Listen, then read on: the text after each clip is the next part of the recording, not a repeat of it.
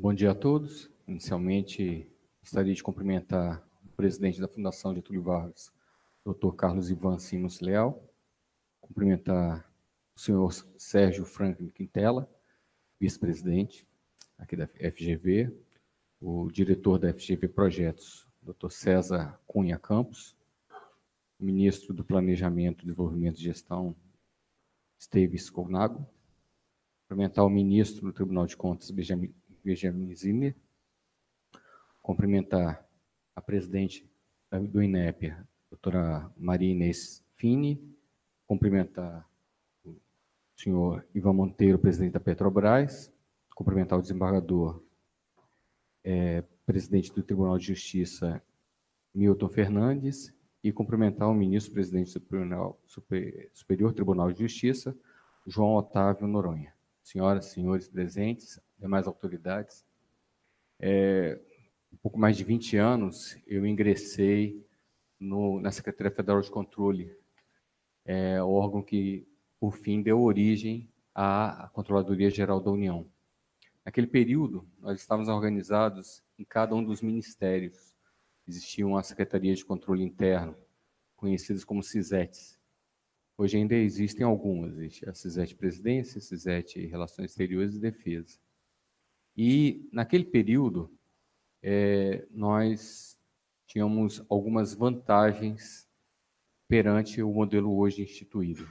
Quais eram essas vantagens? Nós estávamos próximos ao gestor. Era muito comum a consulta direta. O gestor precisava de algum auxílio, precisava tomar alguma decisão, chegava e marcava uma reunião, conversávamos de maneira muito ágil, na tentativa de auxiliá-lo. Por outro lado, estávamos no meio do processo de decisão. Em alguns casos, éramos mais uma etapa a ser cumprida. Era muito comum encaminhar para a consultoria jurídica e haver um encaminhamento também para a própria CISET para manifestação. E, por vezes, acontecia de haver alguma dissonância entre os dois entendimentos. Posteriormente, houve uma reforma administrativa, onde deixamos de atuar assim, houve uma centralização de toda a Secretaria Federal de Controle e, posteriormente, a criação da CGU. Logo no início da criação da CGU, houve a atuação da Corregedoria Geral da União.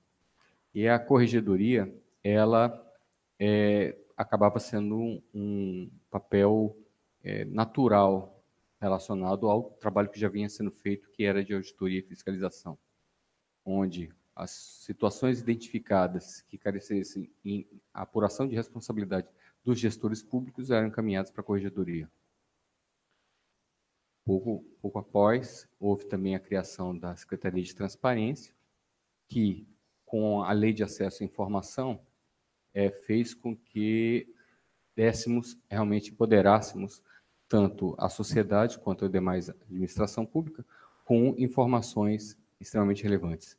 E nesse momento, chama a atenção que quando a gente monitorava como é que estava acontecendo o acesso aos sistemas corporativos, o grande consumidor de informações era o próprio governo federal.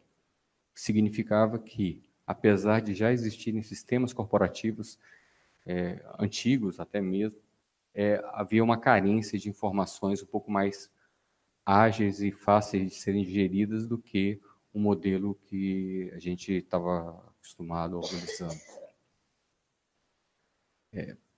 Posteriormente, foi criada a ouvidoria. E esse canal, todo o trabalho de ouvidoria, reforçado através de um sistema único, nos fez perceber que existia uma distância muito grande entre o cidadão e a gestão pública. A gente teve a oportunidade de abrir essa porta e, por conta dessa abertura, houve a manifestação de muitas ações que poderiam ser aprimoradas e desenvolvidas. O que chama a atenção nesse processo todinho de evolução foi que saímos de um modelo onde estávamos muito próximos ao gestor para um modelo onde criamos estruturas fortes para auxiliar a gestão mas, ao mesmo tempo, acabamos pecando por nos tornarmos extremamente burocráticos. Falo isso como um servidor de carreira, não só como representante da instituição. Precisamos necessariamente de rever algumas ações que são realizadas dentro do próprio Estado, no sentido de tentar desburocratizar, tentar dar mais agilidade à administração. Eu, toda vez que tenho a oportunidade de conversar com os meus colegas auditores, eu chamo a atenção disso. O modelo extremamente burocrático e que questiona determinadas questões que são extremamente relevantes só do ponto de vista do cumprimento de uma regra, ele não pode ser a base do nosso trabalho. O nosso trabalho tem que clamar pela eficiência da gestão pública.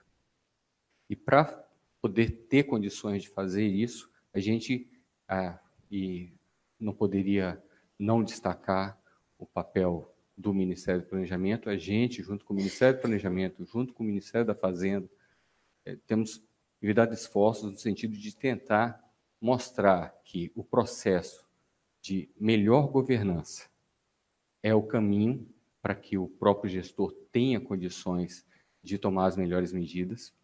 O gerenciamento dos seus riscos ao longo da tomada de decisão permitem que possam ser assumidos os riscos e automaticamente também que as falhas que ocorram sejam plenamente justificáveis, que não haja preocupação de que uma falha se torne um problema delongado, um problema onde o gestor posteriormente terá que responder daqui a 10 anos, 15 anos, ainda por uma dificuldade que ocorreu ao longo da sua decisão, e chamar a atenção que temos internamente trabalhado, porque há de convir também que é uma mudança de cultura da própria CGU, trabalhado para que a gente perceba uma situação básica que existia quando eu ainda estava estudando para fazer concurso,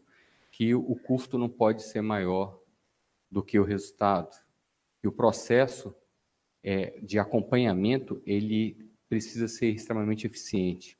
Então, que não nos imaginemos que a melhor solução seria termos um auditor colado junto a cada um dos gestores para conseguirmos ter uma boa gestão.